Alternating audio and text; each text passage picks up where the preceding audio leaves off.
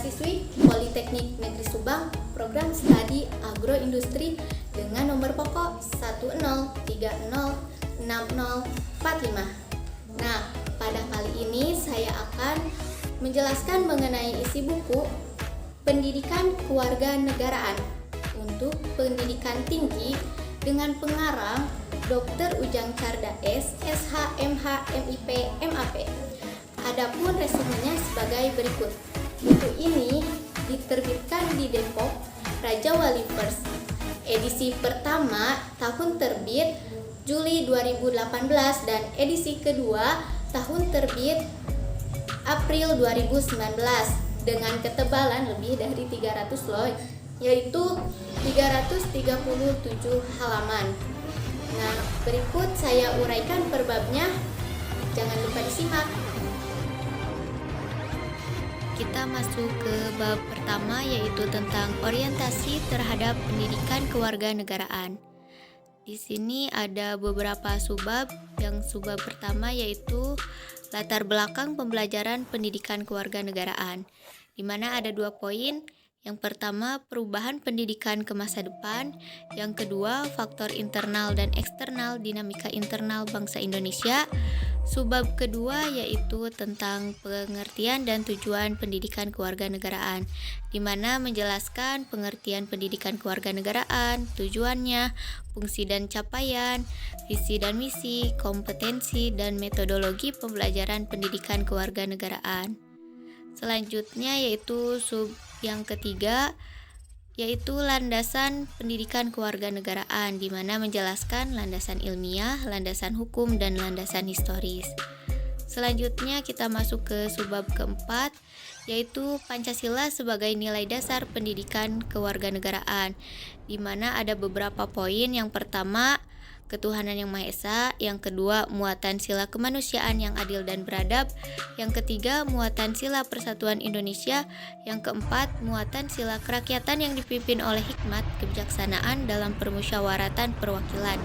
Dan yang terakhir, muatan sila keadilan sosial bagi seluruh rakyat Indonesia. Lalu kita masuk ke bab 2, yaitu menjelaskan tentang memahami identitas nasional sebagai karakter bangsa Indonesia. Subpoin pertama menjelaskan proses berbangsa dan bernegara, yang menjelaskan tentang asal-usul bangsa Indonesia dan asal-usul istilah Indonesia. Selanjutnya, subbab kedua menjelaskan tentang identitas nasional. Di sini ada 4 poin. Yang pertama yaitu pengertian identitas nasional, yang kedua unsur-unsur identitas nasional, yang ketiga faktor-faktor pembentuk identitas nasional, dan yang terakhir identitas nasional Indonesia sebagai karakteristik bangsa. Selanjutnya subpoin yang ketiga menjelaskan tentang Pancasila sebagai identitas nasional bangsa Indonesia. Di sini ada 9 poin. Yang pertama yaitu Pancasila sebagai jiwa bangsa Indonesia, yang kedua Pancasila sebagai kepribadian bangsa Indonesia, yang ketiga Pancasila sebagai pandangan hidup bangsa Indonesia, yang keempat Pancasila sebagai ideologi bangsa dan negara Indonesia, yang kelima Pancasila sebagai dasar negara Republik Indonesia, yang keenam Pancasila sebagai sumber dari segala hukum, yang ketujuh Pancasila sebagai perjanjian luhur bangsa Indonesia, yang kedelapan Pancasila sebagai cita-cita tujuan bangsa Indonesia, dan yang terakhir Pancasila sebagai falsafah hidup yang mempersatukan bangsa Indonesia. Selanjutnya ada subbab keempat menjelaskan tentang Bhinneka Tunggal Ika sebagai identitas nasional bangsa Indonesia.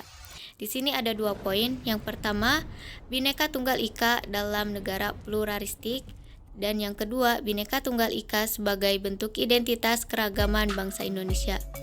Lalu kita masuk ke bab 3, yaitu menjelaskan tentang memahami Pancasila sebagai ideologi bangsa dan negara. Subbab pertama menjelaskan tentang pengertian ideologi. Nah, ideologi berarti ilmu pengertian-pengertian dasar atau dalam pengertian sehari-hari.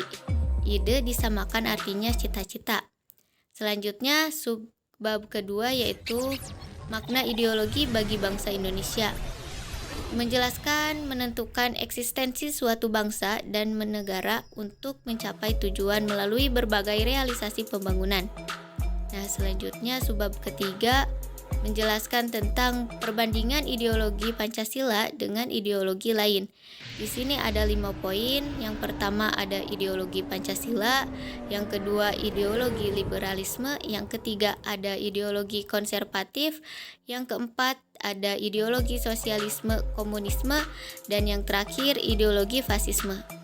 Selanjutnya subbab keempat yaitu menjelaskan tentang memahami makna Pancasila sebagai ideologi negara dari putusan Mahkamah Konstitusi nomor 100 PUU strip XI strip 2013. Nah, di sini ada 5 poin. Yang pertama ada pokok perkara, yang kedua pendapat ahli, yang ketiga pendapat Mahkamah Konstitusi, yang keempat pendapat berbeda hakim Mahkamah Konstitusi, dan yang kelima putusan Mahkamah Konstitusi. Kita masuk ke bab 4, yaitu menjelaskan tentang memahami negara, konstitusi, dan warga negara. Di sini yang pertama menjelaskan tentang memahami negara.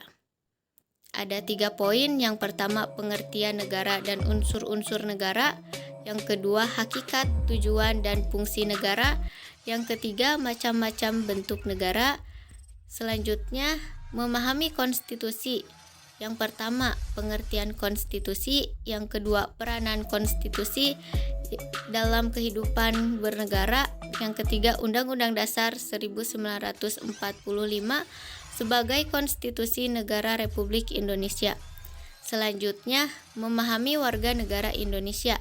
Di sini ada 3 poin. Yang pertama ada pengertian warga negara Indonesia, yang kedua hak dan kewajiban warga negara Indonesia, dan yang terakhir pelaksanaan hak dan kewajiban warga negara Indonesia.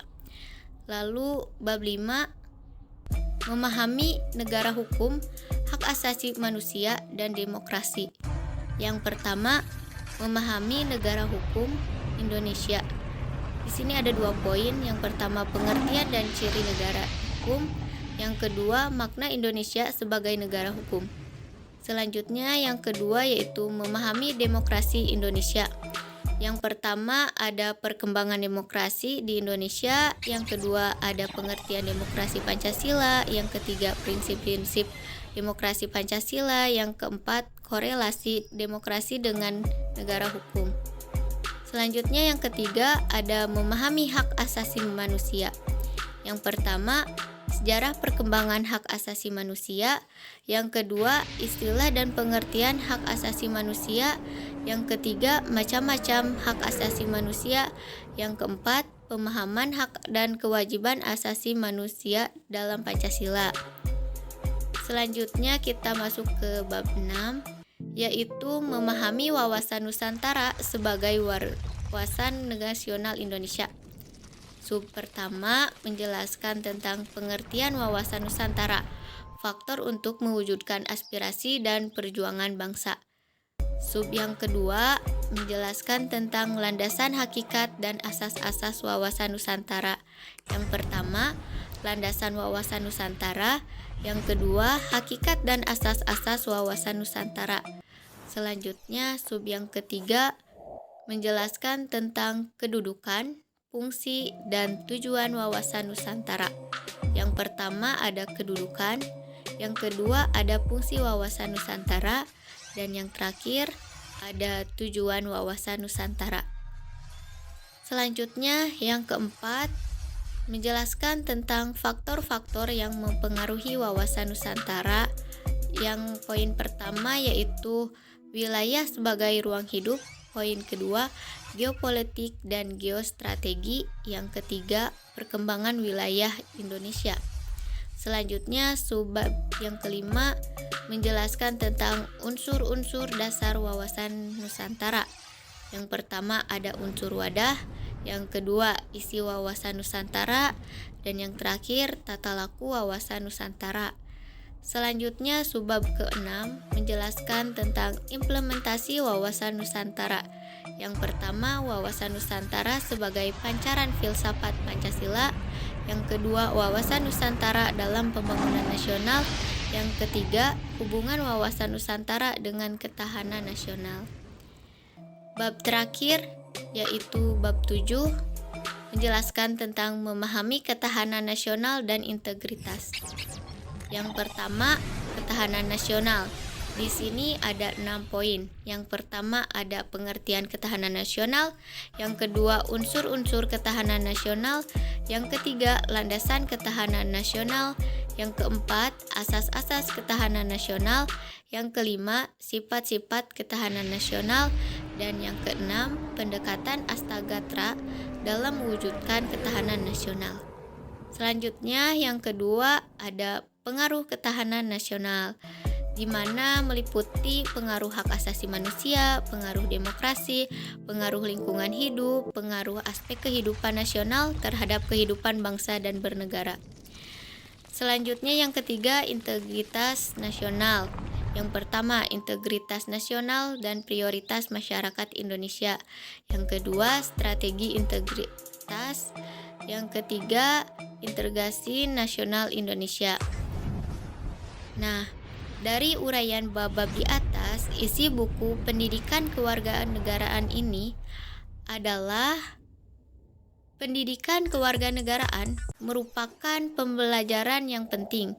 Melalui pendidikan kewarganegaraan, bangsa ini dapat mempersiapkan generasi muda untuk mengambil peran dan tanggung jawab sebagai warga negara, menghargai kemajemukan, berpartisipasi positif bagi kemajuan bangsa, cinta tanah air, dan berbagai lainnya dapat diajarkan melalui pendidikan kewarganegaraan, sehingga di masa datang setiap insan di negara ini betul-betul menjadi warga negara yang diharapkan. Sekian, terima kasih. Demikian resume ini saya buat untuk mata kuliah Pendidikan Kewarganegaraan. Terima kasih. Wassalamualaikum warahmatullahi wabarakatuh.